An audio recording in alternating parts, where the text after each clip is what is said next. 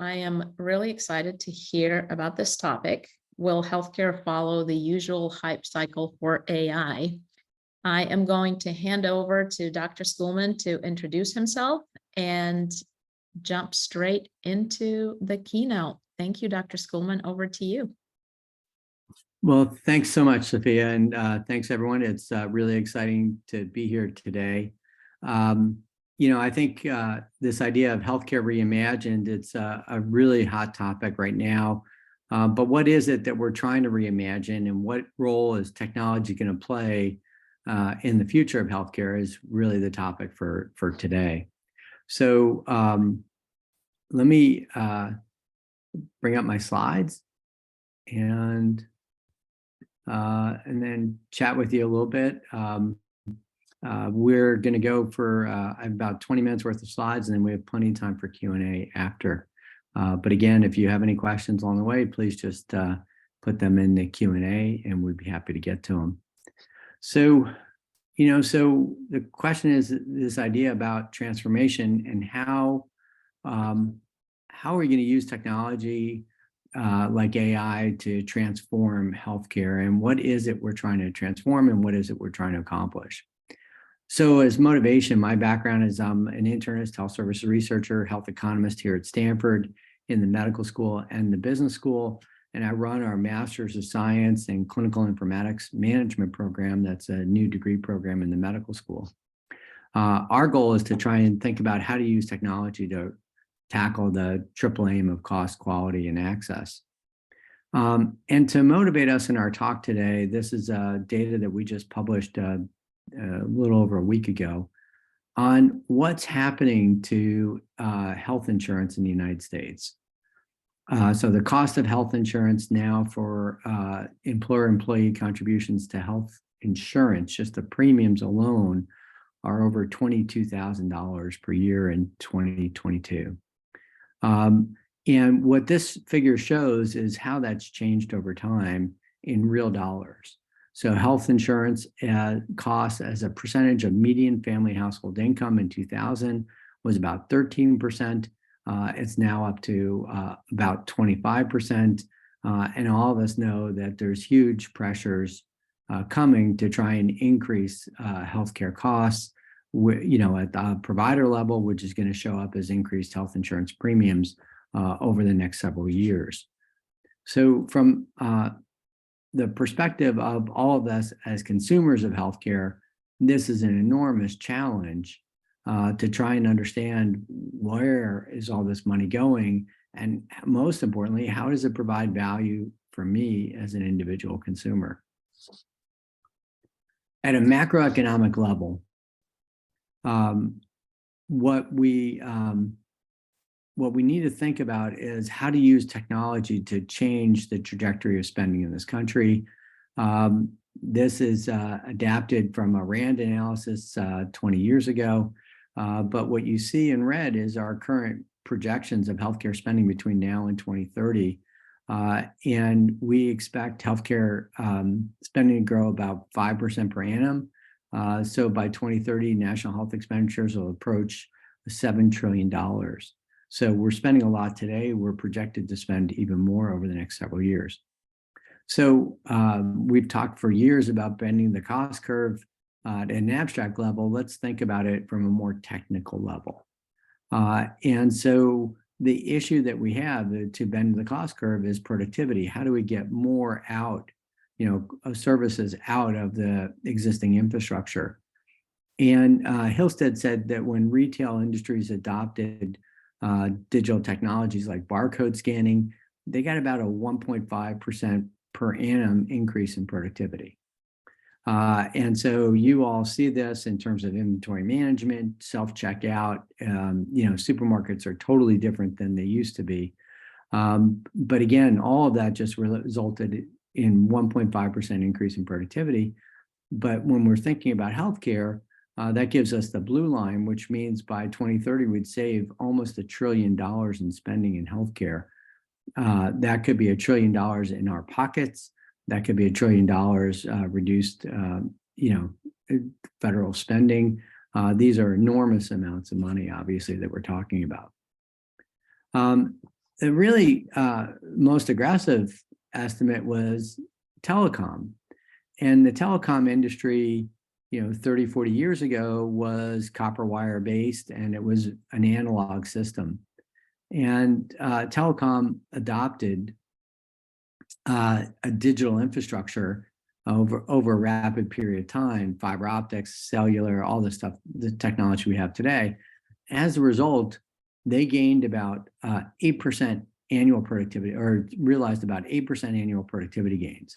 They were able to do more, send more signals over the same infrastructure. They were able to do more with less people, and enormous gains. And Hillstead said that that was too much. Healthcare could never get 8% productivity gains. But what would happen if we got half of that, half of the productivity gains from going from analog to digital? And basically what you see in green is we'd be flattening the cost curve. And so over time, we in the United States will really be growing into our healthcare spending, is the way I like to think about it.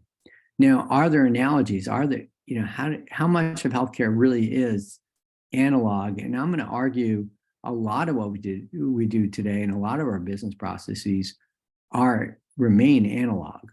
And we've digitized them, but we still have digitized analog processes, not real digital processes.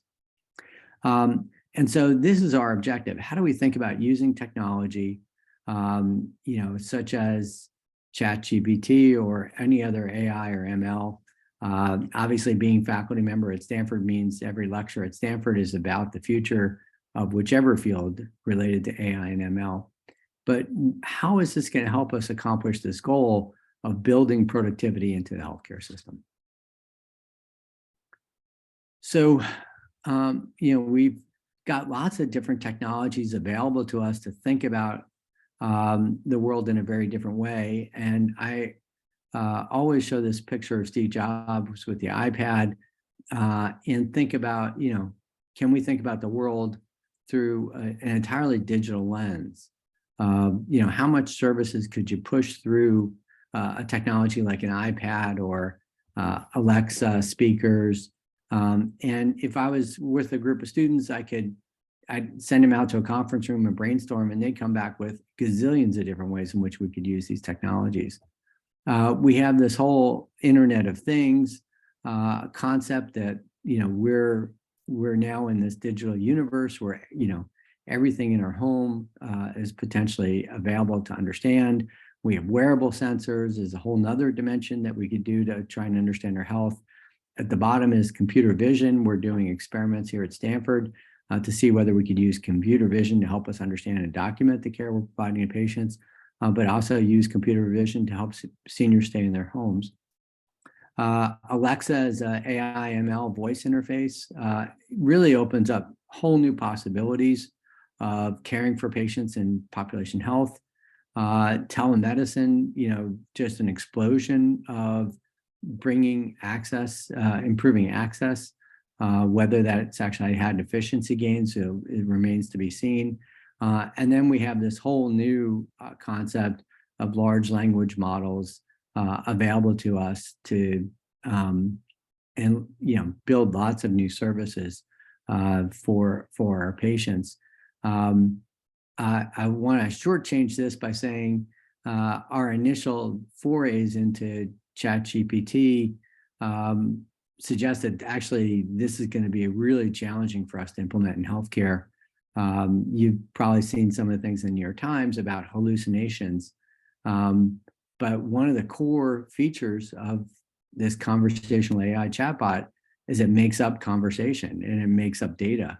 And obviously we can't have a technology that's making up data in medical record keeping or in billing. And so this, while everyone's excited about it, I think we really have to carefully understand this technology itself. So this is OpenAI's image software, and I asked it to give us a futuristic version of a medical visit with digital sensors, and this is what the computer thinks the world might look like. So we have technology, but the question is, where do we focus technology and what do we need technology to help us do? And I want to go back to Clay Christensen, who unfortunately passed away a couple of years ago now. Really got brought to us this idea of jobs to be done. What we need technology to do is help us automate business processes, provide services for patients, help them do things they want to do and need to have done, whether they even realize that they need these technologies or not. And so we begin actually to think about using technology in terms of productivity, not with technology, but with the jobs to be done, and trying to figure out what problems we're trying to solve. At Stanford in the biodesign program, and this is a key feature of our master's program as well, it's really interesting. This is a theory that's been built over the last 20 years. It also in the biodesign program in the design school here at Stanford. And it's interesting because they identify needs, they invent solutions, and then they implement the solutions. And so they start not with technology and not with saying, well, I have this technology, what can it do? That's a very engineering approach. And they've re-engineered this whole concept to say, what are the needs that are out there in the marketplace that I could solve for people? Most of this biodesign effort has been very focused to date on technical issues. How do I think about, eye rhythm? How do I think about Holter monitoring for patients remotely over time in a much more convenient fashion? But we can use this idea of needs finding to help us think about where is it that this technology that we're developing can be most useful in the goal, in the hopes of improving productivity of the healthcare system. So while we're all excited about technology, I would, really strongly urge us to stop thinking about, how do we throw the technology over the wall and find a need for it, and start with the other way around. What is the unmet needs out there in the marketplace, and how can technology solve those needs? So Clay brought to us the concept of disruptive innovation. And, disruptive innovation is a combination of both technology innovation and business model innovation. And we focus a lot on technology. We focus a lot on AI, ML, machine learning, and very excited about that. But where the productivity gain comes from is not in technology innovation, but in business model innovation. And so how do we change the business model so that we can, basically get the economic benefits of the new technology? So to me, I see technology innovation in a couple of different ways. So one is, technology innovation in and of itself might provide new avenues to build new businesses. But the second is technology innovation really gives us an opportunity to stop and pause and rethink how we're using, our business models today and what we're accomplishing and what we could accomplish with the same resources or even less resources if we could restructure the business processes. So I think this theory, if you haven't looked at it, of disruptive innovation is incredibly powerful, but really is not just about technology. It's a lot about business model. And at least in the examples, and even the examples Clay uses, we focus a lot on technology innovation and very little on the business model innovation, because that piece of this, frankly, is so much more challenging and so much more challenging in healthcare. So another way to think about technology is towards business process improvement. And this is a really exciting concept of how we could use technology to get productivity gains. It's also around strategic planning around technology. And we start with defining our business processes today. What is it that we're doing from a clinical perspective? How do we provide clinical services to patients? And then we define the technology we use to support these processes. And so the strategic planning component of this is really easy in most industries. How we do this is we say, well, we have our business process today. Well, what do we want the business process to be? And so we have to define a new business process. And then we could say, well, here's where the technology is today. How do we roadmap going from the technology to today to the technology of the future in terms of our technology architecture and roadmap? And so this is the strategic planning process that Ted Shortliff has brought forward. And in healthcare, this is incredibly challenging. All of this together is business process improvement. Why is this so challenging? So the first is very few of us can define business processes from a clinical perspective. I remember a conversation with Asif Ahmad when he was CIO at Duke. And he said, look, my job is not to get the endocrinologist to agree to how to take care of their patients, but if they could agree to how to take care of their patients, I could build them a technology to support that process. So clinicians don't understand business process or use case.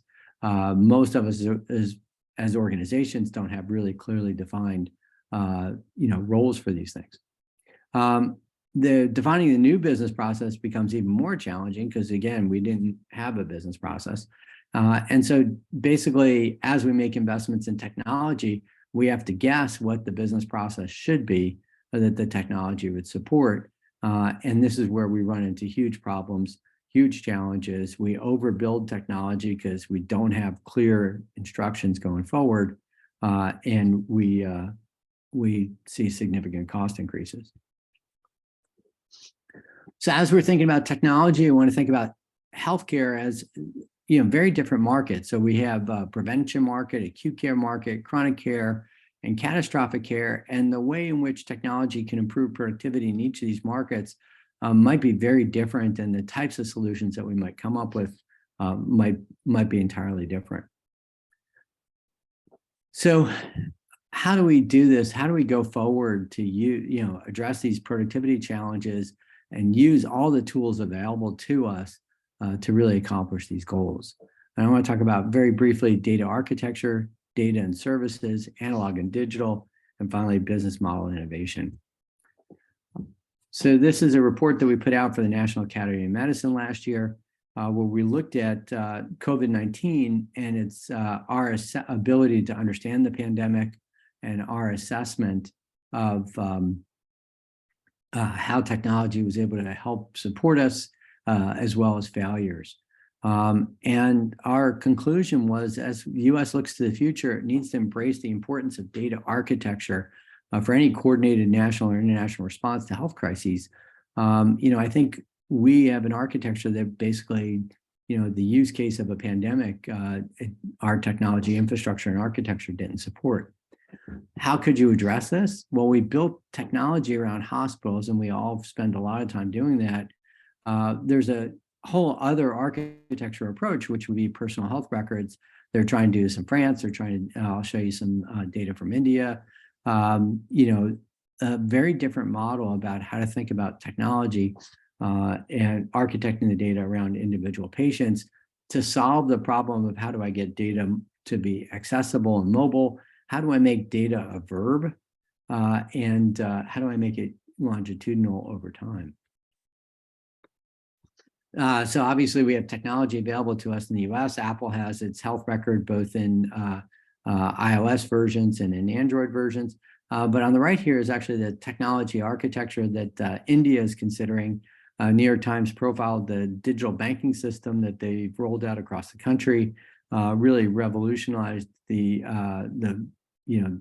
bringing the unbanked into the formal economy. And now they're trying to digital strategy for healthcare, especially to provide services to the rural populations. But underneath all of this is a big productivity question. This is a really interesting architecture diagram from Microsoft, which I really love, thinking about how do we bring together the Internet of Things, how do we bring together information at a patient level. And what's really striking about this image is look at how Microsoft's defined all this, and we don't see anything about a role for technology like Epic. So they're not thinking about coordinating technology around providers, but around patients.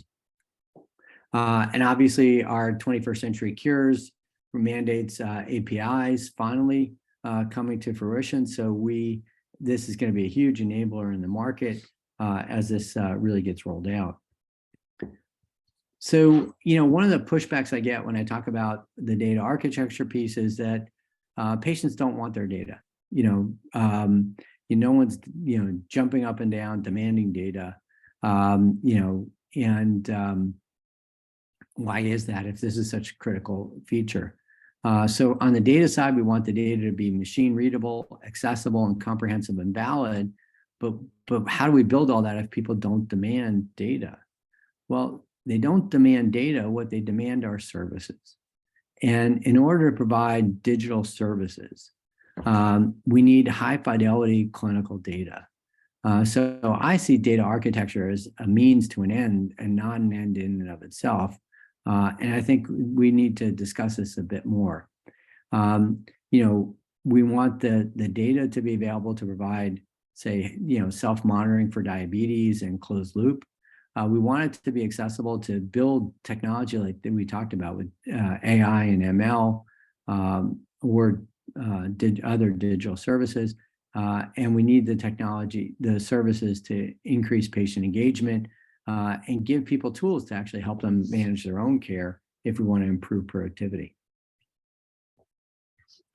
I really like the Hillstead idea about analog versus digital in telecom and healthcare. So many of our business processes are analog and not digital.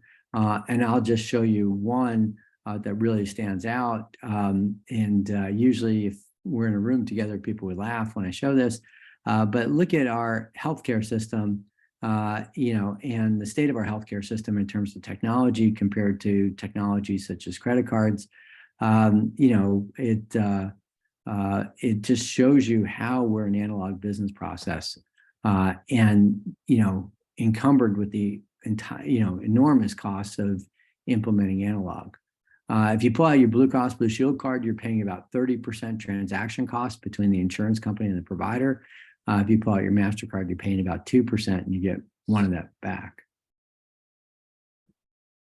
So as we think about these technologies and the business model, we have these really important questions. Which tasks are going to be performed by the technology? Which tasks will be performed by people? How do we build payment models around all of this? And how do we use all of this to deliver the productivity that we really need from our technology solutions? So I want to suggest that, our mission as a group, as we think about transforming care, is very clear. We need to deliver great care at lower costs.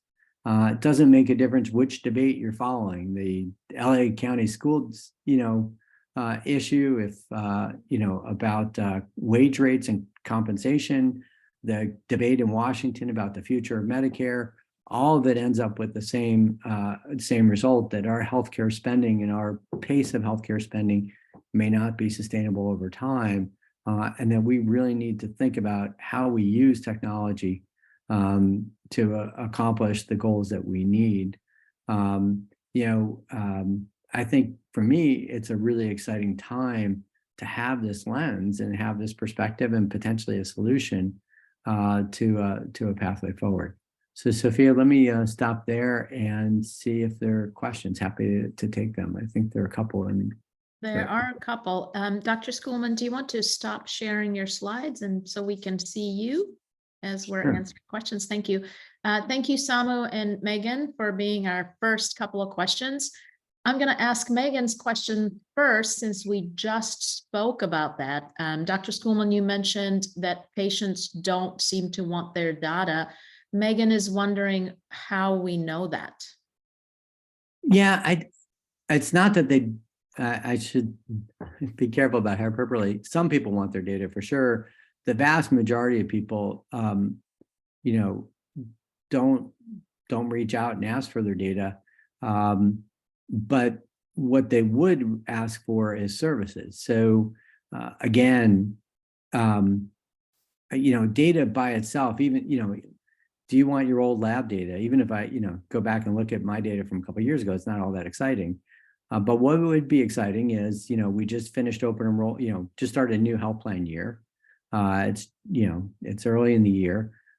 Imagine if I could look at your personal health record and say, here's your healthcare goals for the year.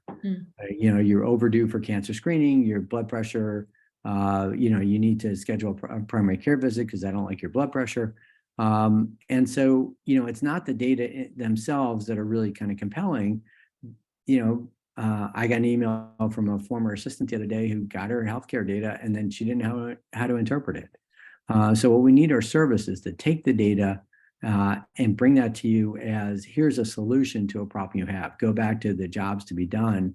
And the job to be done is how do I provide services using data rather than data being a means to an end. I hope that answers your question.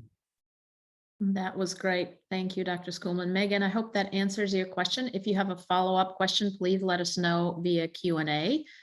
Our next question, which I was anticipating a question about ChatGPT, so thank you, Samu, for obliging. Are there any HIPAA concerns regarding ChatGPT and other AI use in healthcare? Yeah, so start with the basics. From what I understand, OpenAI is not signing BAA agreements. So that really kind of limits some of the uses. People are talking about training, large language models on healthcare data. If that's behind a firewall and in a HIPAA compliant fashion, I think that might be kind of interesting.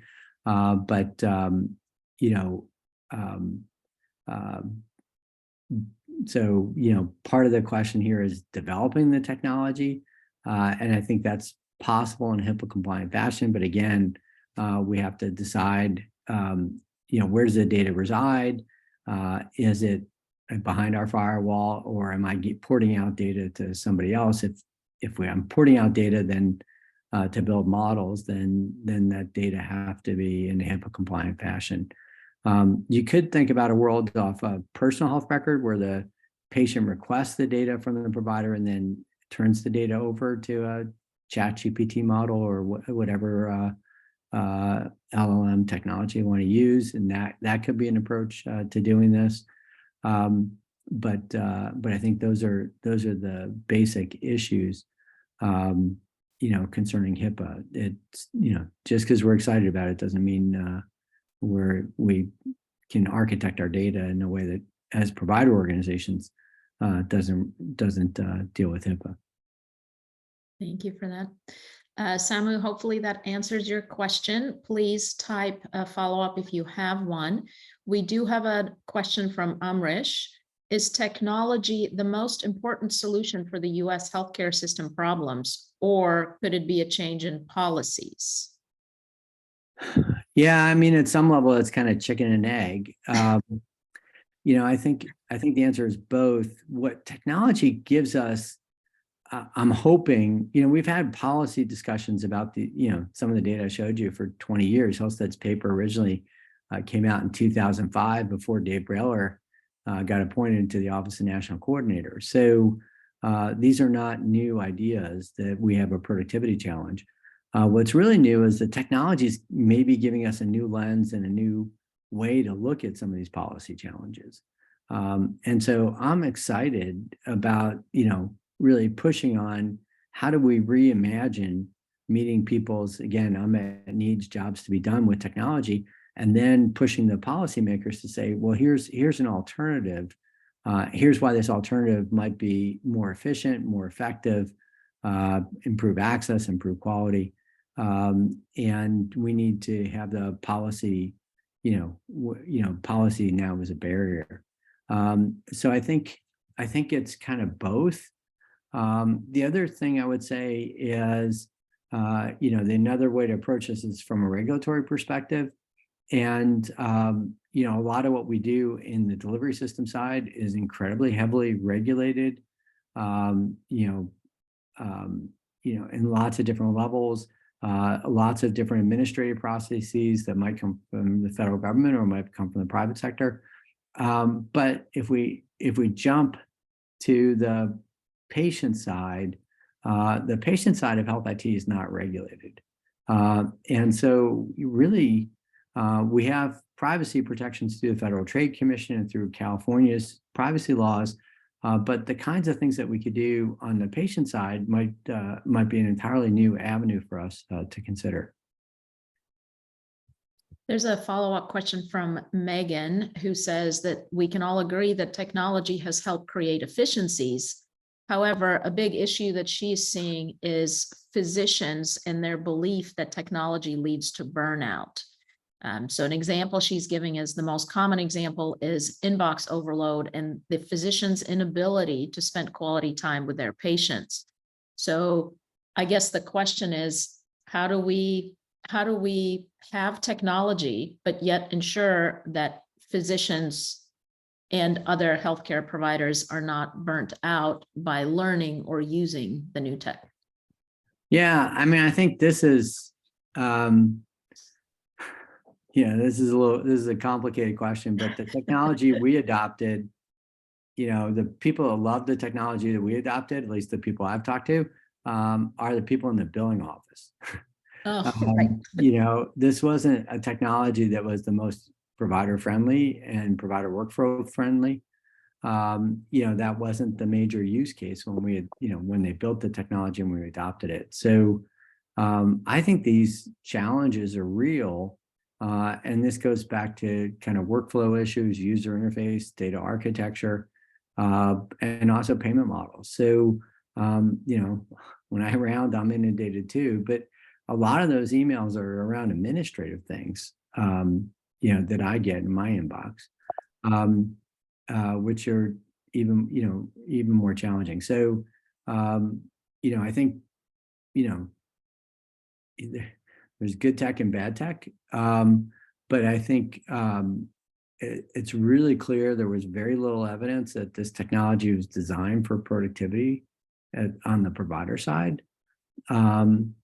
Even in the early days, Chuck Friedman, who was the chief scientific officer under Dave Blumenthal, had said, well, the technology we're adopting today, this is in 2010, isn't going to be the technology we're going to have to use. We're going to have to, literally, he said, we're going to have to rip this out and put in something better. So I think this is a real challenge, and the feedback's real. And we have to go consider is, how do we use technology for productivity gains, not just for billing? And I think that's still an open question. Thank you. And thank you, Dr. Gadusi. Good point.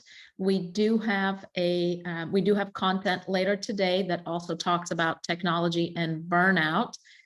Please make sure to join the conversation with Dr. Gadusi later this afternoon.